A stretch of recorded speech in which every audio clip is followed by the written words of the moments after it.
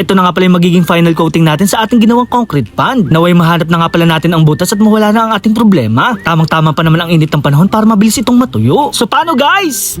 Tara!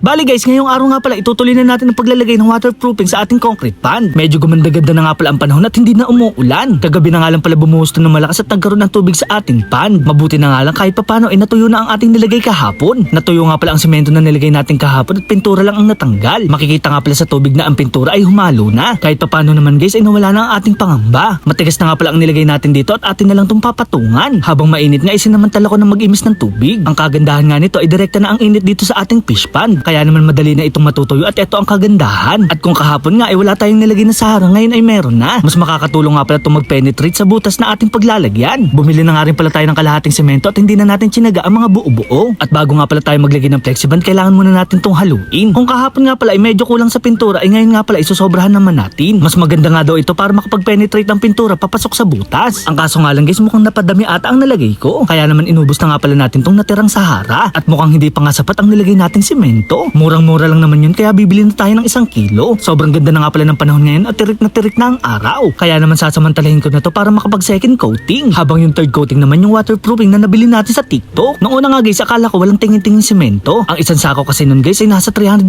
pesos. Habang ang 1 kilo ay nasa 14 pesos. O diba guys, nakatipid tayo? Bali guys, hindi ko na nga pala uubusin to at kalahati lang ang ating ilalagay. Baka naman masobrahan tayo sa lapot at hindi na natin maihagod. Kaya naman kailangan natin tong haluin na maigi para mawala ang mga buo-buo. Tamang-tama nga lang pala guys ang ating halo. Sigurado nga ako na makakapasok na sa butas to at makakapag-penetrate. Bumili na nga rin pala ako ng masatindahan dahil napakatapang ng pintura na to. Mahirap na nga guys, baka tayo ay magkasakit. Dadamihan ko nga pala ang lagay dito sa ating pader. Dito kasi tayo guys talaga nagkaroon ng malaking problema. Kulang na nga lang maging swimming pool ang loob ng aming bahay. Hindi ko nga rin pala maiisip to at magagawa dahil sa ating mga followers. Kaya naman guys, sobra talaga ako nagpapasalamat sa inyo. Lalong-lalo na nga guys sa ating mga kapwa fish keeper. Sobra na nga rin pala ako nagagalak dahil hindi lang Pilipinas ang nakakapanood ng ating video. May mga OFW na nga rin pala tayong followers magmula pa Middle East. Meron nga rin tayong viewers magmula pa Spain at Canada. Meron nga ding Australia at mula pa USA. Karamihan nga daw pala sa kanila guys ay fish keeper din sa ibang bansa. Kaya naman kahit nakakapagod at masakit sa likod itong ating ginagawa ay tuloy-tuloy lang. Masarap nga pala sa pakiramdam na meron tayong napapasaya dahil dito sa ating mga video. Kaya naman pag-iigihan ko pa at paghuhusayan. Sisipagan ko nga rin pala gumawa ng video at mag-upload araw-araw. Makikilagay nga rin pala guys sa ating comment section kung hanggang saan nakaabot itong ating video para naman ma-shoutout ko kayo at mapasalamatan. Basang-basa naman itong ating ginamit na mas dahil sa pawis. Mas okay na nga pala yung merong protection para hindi tayo magkaroon ng sakit. Pinagpapawisin na nga rin pala ako guys dahil sa init ng panahon. At eto na nga pala guys ang kinalabasan ng ating second coating. Sinigurado ko nga pala na lahat ng ating pader ay ating nalapatan. Ewan ko na lang talaga kung maglilikpat to sa loob ng aming bahay. Lahat na nga pala ginawa ko para mapabuti itong ating concrete pond. Bali guys, i-update ko na nga lang pala kayo sa ating third coating. Kailangan pa kasi natin itong i-curing ng mga ilang araw. Kaya naman so paano guys, hanggang dito na lang. Maraming salamat sa panonood.